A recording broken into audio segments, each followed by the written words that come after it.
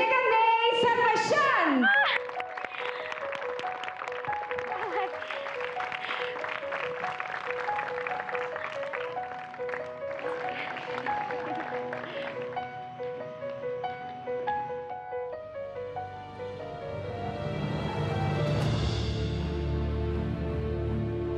Maymay! Uy, nahihilo yung bata! Tulungan niyo ako! Nahihilo yung bata! Nahihilo yung bata!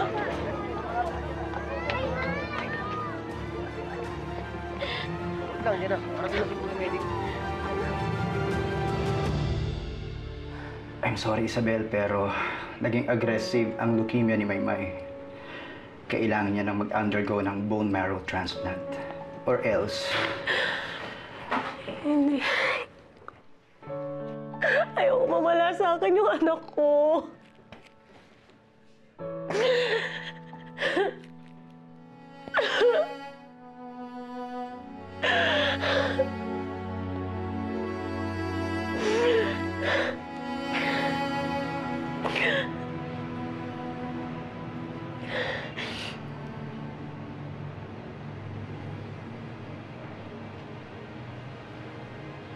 Bagong laba ko yan.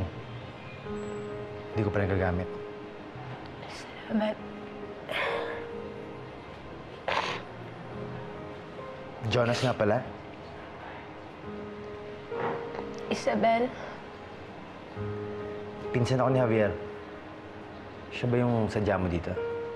si Scarlett sana. Isabel, sa loob na lang daw kayo mag-uusap ni Scarlett. Sige, salamat.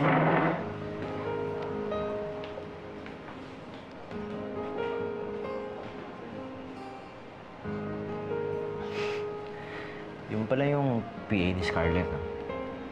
Maganda. Ganda nga, no? Bakit ngayon ka lang? Sasamahan mo pa ako bumili ng regalo para sa inaanak namin ni Javier?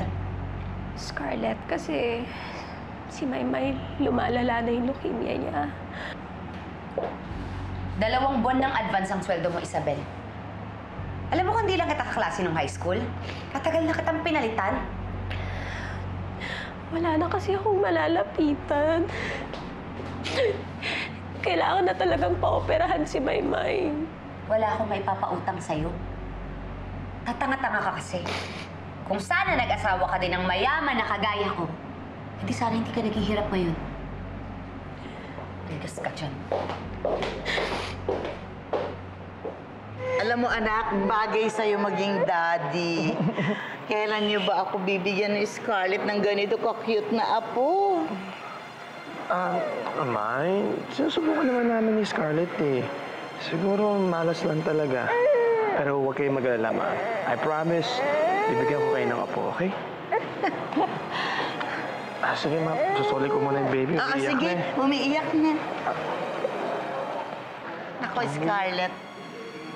Matagal na kaming kasal ni Rodolfo nang ipagbuntis ko itong si Javier. Akala ko nga hihiwalayan ako. Sinasabi niyo po ba na ihiwalayan din ako ni Javier kung hindi ko siya mabibigyan ng anak? Ay, concern lang ako, Iha. Alam mo naman, ikaw ang gusto ko talagang manugang. Eh, ang akin lang, bakit ba hindi pa kayo magpatingin ni Javier sa doktor? At nang malaman natin sino sa inyo may diferensya.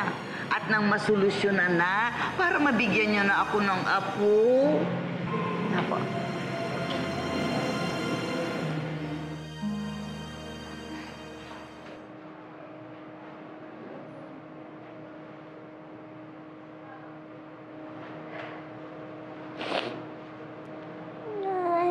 Anak.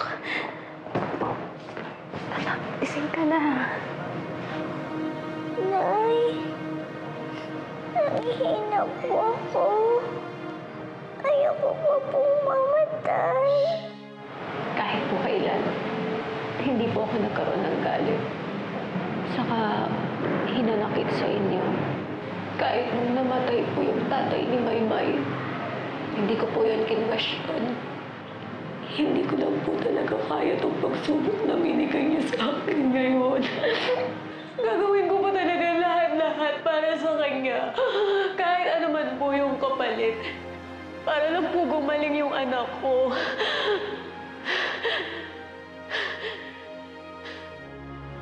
Hindi ko kayang bigyan ng anak ng asawa ko. Wanda, ano ba gagawin ko? Relax. Ba't ka ba nagpapanik? Bakit hindi kayo mag-ampon? At sa tingin mo, hindi ko sinubukan yan? Si Javier, pati yung biyanan ko, ang gusto nila yung kadugo nila. Okay. Bakit ba galit na galit ka? Nagsasuggest na nga ako eh. Eh, para kasing hindi ka nag-iisip. Para saan pat naging doktor ka? O baka naman nakakalimutan mo, Wanda. Hindi ka pabayad sa inutang mo para makapagtapos ka ng pag-aaral mo. Ubi ka na, di ba? Eksperto ka sa pagpapaanak. Tulungan mo kaya ako sa problema ko. Scarlett, hindi ko nakakalimutan yun. Utang ko sa'yo yung pagiging doktor ko, oo. Eh, ikaw naman kasi. Kung hindi ka nagpa-abort ng college tayo, edi sana hindi nasira yung matres mo. Kung hinayaan kong magbuntis at manganak ako noon, edi sana hindi ko nakilala si Javier at napangasawa. Kesa sisihin mo ako, pwede ba mag-isip ka na lang ng paraan kung paano kami magkakaanak ni Javier?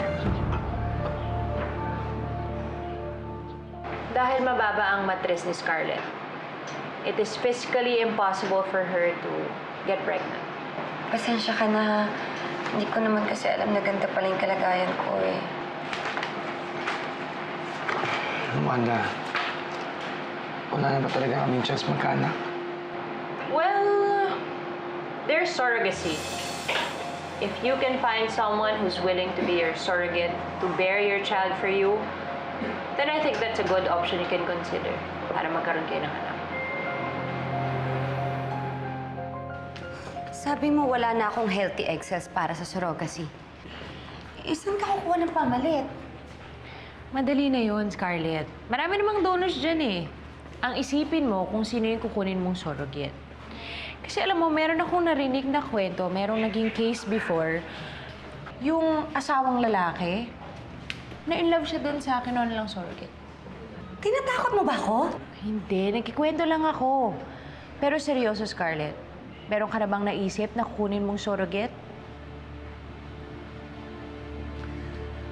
Meron. Una, imposible na magkagusto sa kanya si Javier. Pangalawa, pwedeng-pwede ko siyang pasunurin sa lahat ng gusto ko.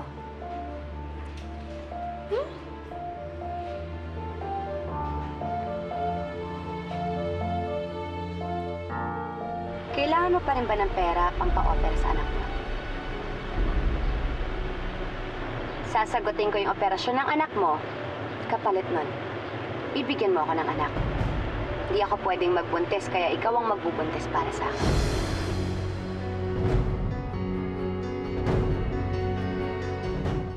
Ako magbubuntis para sa'yo. Teka, Scarlett, parang naguguluhan ako. Magpapabuntis ako sa asawa mo? Asa ka pa? Hindi mo ba alam ang tungkol sa surrogacy? Surrogacy? Hindi mo nga pala alam ang tungkol doon dahil hindi ka nakapagtapos ng high school. Sa aming mag-asawa manggagaling ang ipagbubuntis mo. Makikitira lang dyan sa matres mo ang baby namin. Hanggang sa lumaki siya. Hanggang sa mapanganak mo na siya. Bakit ako? Dahil ang kailangan namin yung nakapagbuntis na. Kaya naisip kita. Isipin mo yun. May silbi na ngayon ang maaga mong paglalandi. Payag ka ba o hindi? Mukhang ayaw mo. Maghahanap na lang ako ng iba. Baba. Baba!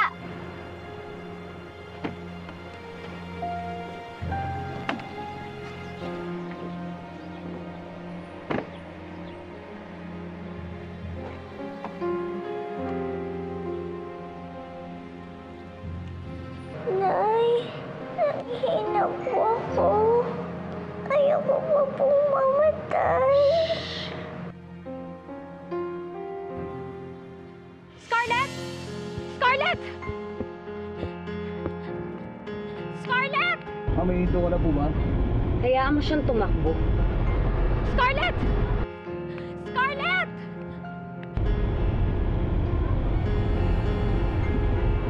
sige, hinto mo na. Scarlett!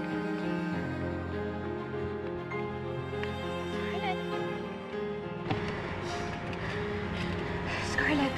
Scarlett, payag na ako. Payag na ako mag-surrogate sa inyo ni Javier. Good. Gusto ko lang ipaalala sa'yo. Pabor ito para sa'yo. Kaya wag mo kong bibigyan ng sakit sa ulo. At habang nagbubuntis ka, wag na wag mong subukang landiin ang asawa ko.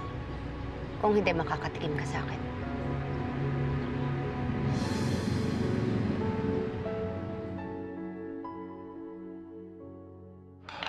Mabuti pumayag itong si Isabel na maging surrogate ninyo. Gusto daw po kasi niya tumanaw ng utang na loob, Mama. Binigyan ko kasi siya ng pera para dun sa bone marrow transplant ng anak niya. Swerte ko talaga sa asawa ko, di ba, Mama? I'm married in age.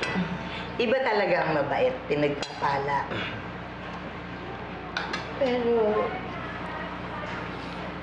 nag-aalala ako, hindi ba may leukemia ang anak ni Isabel? Hindi kaya magkaroon din ng anak ninyo? Well, Mama, magiging vessel lang naman si Isabel ng baby namin eh. They won't be related, not even by blood. Okay, how about legalities? Talaga bang pangalan ninyo? At kayo talaga ang magiging magulang ng bata ayon sa batas? Well, sa ngayon, Mama, wala talagang malinaw na batas tungkol sa surrogacy dito sa Pilipinas. Kaya, we'll do the next best thing. Pagkapanganak ni Isabel, pangalan na namin ni Scarlett ang ilalagay sa birth certificate ng bata.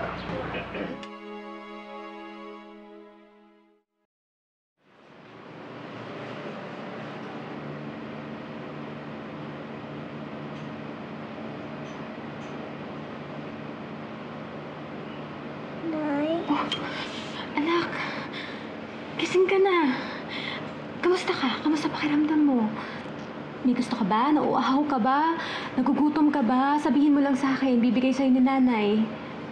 Nanay, gusto ko po ng gamot. Ha, gamot?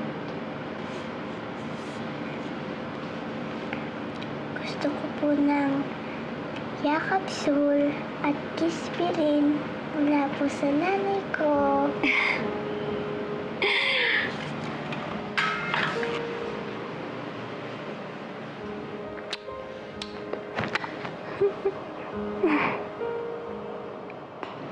Manganganak po kayo, pero hindi po sa atin mapupunta yung baby. Oo, anak. Kasi makikitira lang yung baby dito sa tiyan ko. Kapag napanganak ko na to, ibibigay ko na kay Tita Scarlett. Kasi siya naman talaga yung totoong nanay nito, hindi ako.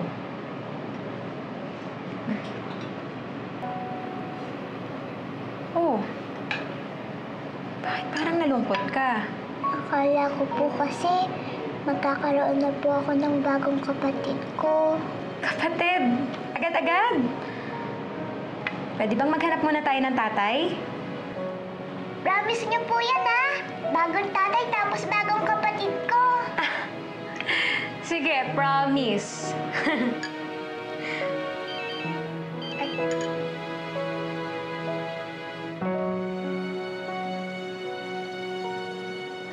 It will be a long process, Isabel.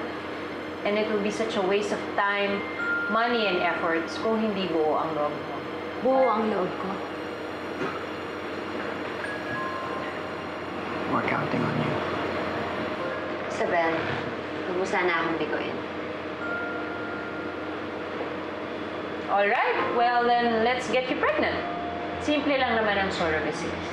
Basically, we'll get healthy egg cell from you, and then healthy sperm cells from you, Javier. And then i-fertilize natin ang egg cell. Now, kung successful ang fertilization, we will plant it sa uterus ni Isabel. And then we wait. Kung successful ang transfer, mapupuli si Isabel. Wanda? Anong balita? Tatay na ba ako? Yes. Magiging daddy na ako? Yes. Magiging na. Magkakanak na tayo? Isabel, Maraming salamat. Dahil sa'yo, magkakaanak na ako.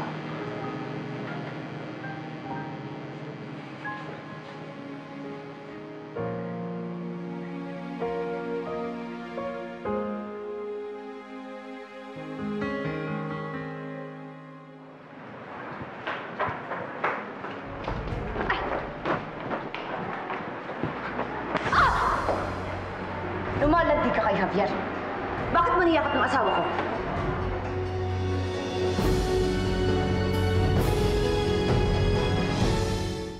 Scarlett, si Javier yung yumakap sa akin. Anong gusto mong palabasin, ha? May gusto sa'yo yung asawa ko, ha? Huwag ka nga mangarap ng gising. Scarlett, sinasabi ko lang sa'yo yung totoo. Wala kang dapat ikaselos. Hoy, hindi ako nagsiselos sa'yo. Wina-warningan kita, ha? Yang matres mo lang yung nirerentahan ko. Huwag mong pakialaman yung asawa ko.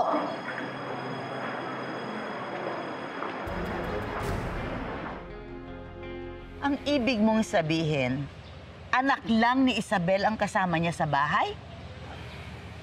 Mabuti pa, anak. Ipalipat natin si Isabel sa mas malapit para nababantayan natin ang pagbubuntis niya. Tama ka, Ma. Sige, ipapasundo ko siya. Hi, tita. Jonas. Tita, kung gusto niyo po, ako na lang po yung susundo kay Isabel. Teka, ba't parang ang bilis mo mag-volunteer pagdating kay Isabel? May gusto ka sa kanya, no? Totoo ba yan, Jonas? Naku, tita. Huwag ko kayo nagpapaniwala kay Javier. Sige po, mauna na po ako. Jonas, sir. Oo.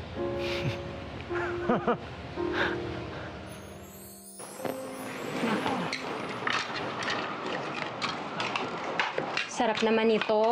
Pritong itlog. Nay, kaya ko na po yun. Relax na lang po kayo. O, sige.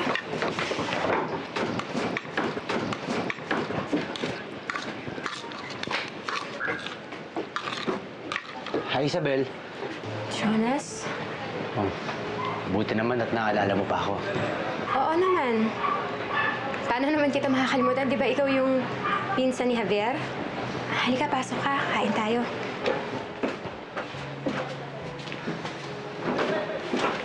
Oh, bakit? Bakit ka nandito? Pinapasundo kasi kayong mag-ina ni Tita Matilda.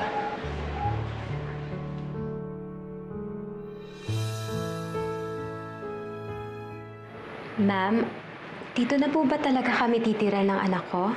You're carrying my grandchild. Hanggat buntis ka, kami ang mag-aalaga sa'yo. Nakakahiya naman po kasi kayo na po yung sumagot ng operasyon ng anak ko tapos pati po tong bahay. Iha, I want all the best for my apo. Tanggapin mo na tong apartment na ito. At ako ang bahala. Lahat ng pangangailangan mo, ibibigay namin sa'yo habang ipinagbubuntis mo ang apo ko. Maraming salamat po, Ma'am Matilda. Oh well, gusto ko makita yung kitchen. Ako na yan.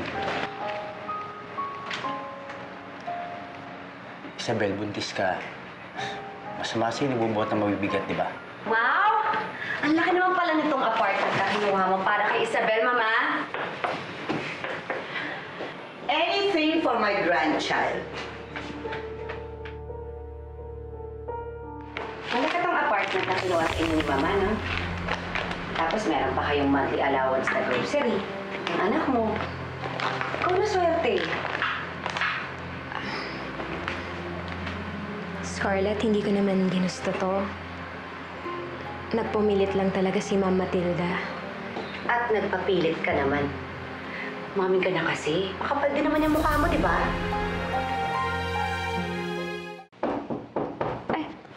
Ako na, nanay. Sige. Magandang araw po. Hello! Ano po, Lola? Ma'am, Hi, Isabel! Oh, kumusta naman ang apo ko? eto, ayos naman po, pero lagi po sumisipa. Ay, healthy ang baby. Isabel? Pwede bang pahawak? Oo, Sige.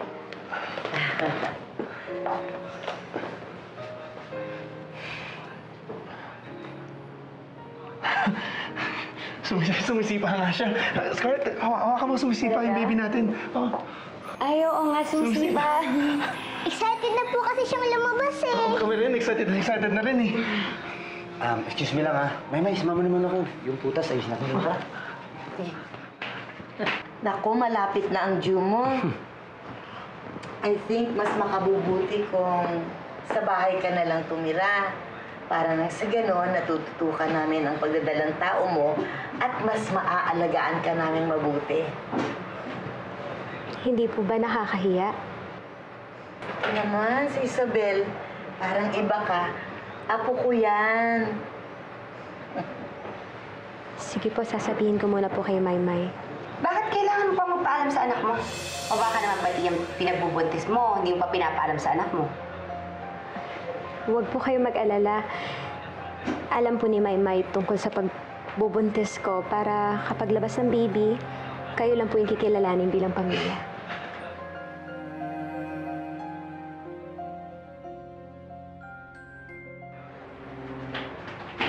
Ay.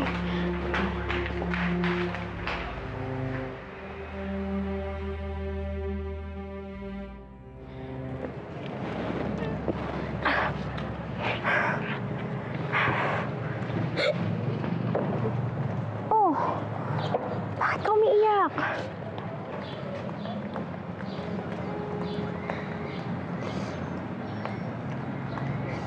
Nanay, atin na lang po si baby. Huwag na po natin siya ibigay.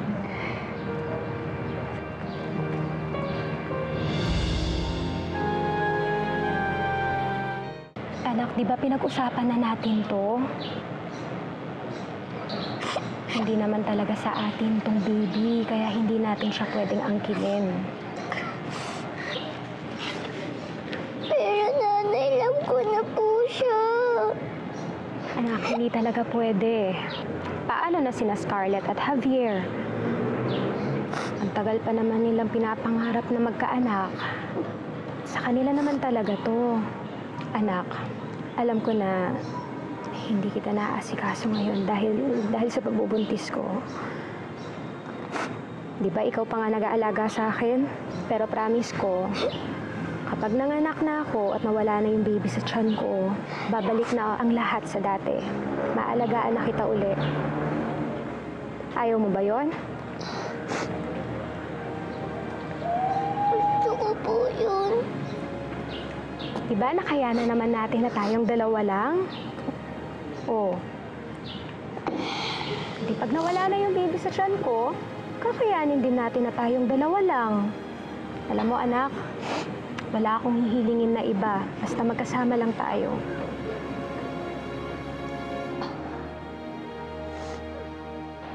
Oh anak, may gusto ka pa bang ibang bilhin bago tayo umuwi?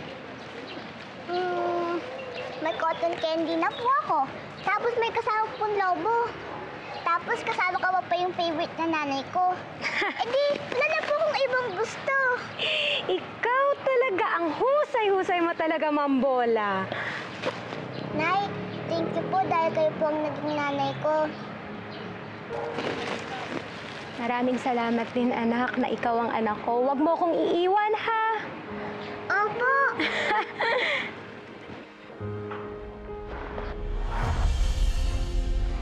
Yung lobo ko!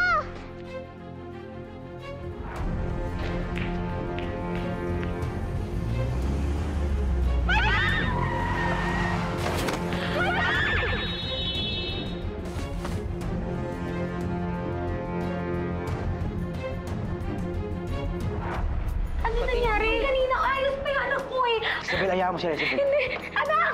Scarlett, I'm sorry. Umpisa pa lang na dumating ka dito sa bahay, lahat ng atensyon nila nasa iyo na. Ikaw na lang yung lagi nilang pinagsisilbihan. Hindi ko tatanggapin yung sorry. Hindi ako papayag na ilagay mo sa peligro ang buhay ng anak namin. Dahil ang bata na yan, yan ang susi para hindi ako iwan ni Javier.